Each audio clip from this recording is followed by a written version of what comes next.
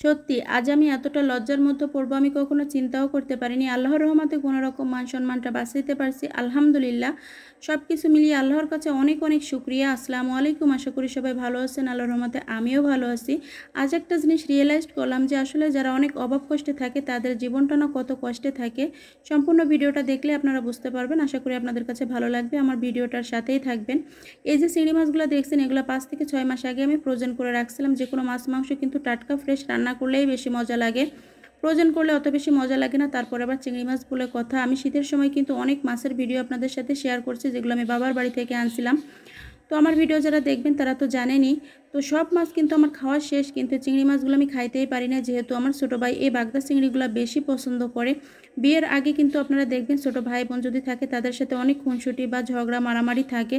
যখন বিয়ে হয়ে অনেক দূরে চলে আসা হয় তখন হচ্ছে ছোটো ভাই বা ভাই বোন যে জিনিসটা পছন্দ করে ওই জিনিসটা খেতে গেলে কিন্তু মনের মধ্যে অনেক খারাপ লাগে। আসলে ও থাকলে ভালো হতো, ও তো এই জিনিসটা অনেক বেশি পছন্দ করে, এটা অনেক বেশি মিস করা হয়। এজন্য এই চিংড়ি মাছগুলো আমার কখনো খাওয়া হয়নি। মনে হয়েছে ও যখন আসবে তখন হচ্ছে রান্নাটা করব, এই চিন্তা করে কখনো খাওয়া হয়নি। তো ও আসছে, আরও সাথে মেহমান আসছে, এর জন্য চিন্তা করছি যেহেতু অনেক দিন হয়ে গেছে মাছগুলো আমি রান্নাই করে ফেলি। আমার কিন্তু আরও অনেক গলদা চিংড়ি বাগদা চিংড়ির ভিডিও ছাড়া আছে, আপনারা দেখবেন। আমরা বাগেরহাটের মানুষ সাধারণত এই চিংড়ি মাছগুলো ভুনার ক্ষেত্রে আমরা নারকেলের দুধ দিয়ে ভুনা করি, খেতে বেশি মজা হয়। কিন্তু আজ আর নারকেলের দুধ দিয়ে ভুনা করব না। আর আজকে যে আমার সাথে এমন ঘটনা ঘটবে আমি কখনো চিন্তাও করতে পারিনি।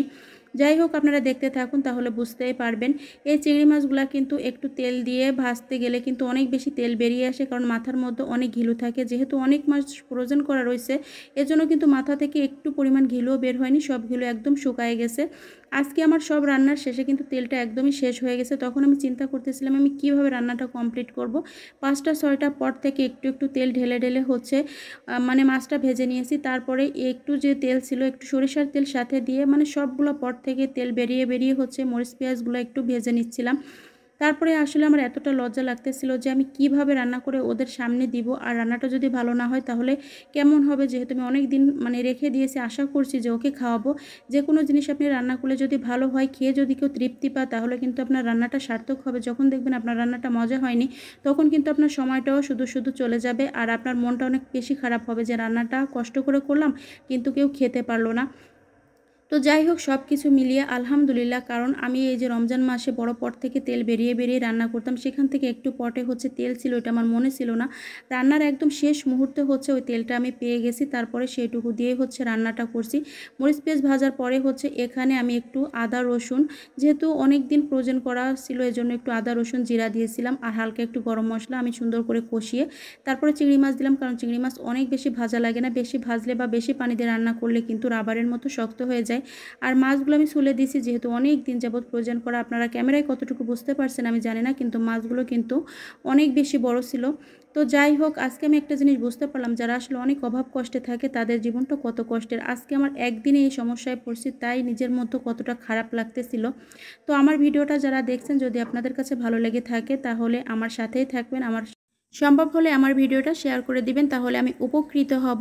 আর এভাবে চিংড়ি মাছ রান্না করে খেয়ে দেখবেন অনেক বেশি মজা হয়। কারণ বাগদা চিংড়ি সাধারণত অনেক বেশি মিষ্টি হয়ে থাকে গলদা চিংড়ির তুলনায়, এজন্য কিন্তু অনেক বেশি নারকেলের দুধ দেওয়াই লাগে না। এভাবে রান্না করলে অনেক বেশি মজা হয়। আর সব সময় একঘেয়েমি রান্না তো কখনোই ভালো লাগে না। আজকের রান্নাটা কেমন হয়েছে অবশ্যই আপনারা কমেন্টস করে জানাবেন। রান্নার ফাইনাল লুকটা এমন আসছে। তো সব কিছু মিলিয়ে আজকের ভিডিওটা এই পর্যন্তই। সবাই ভালো থাকবেন, সুস্থ থাকবেন। আল্লাহ হাফেজ।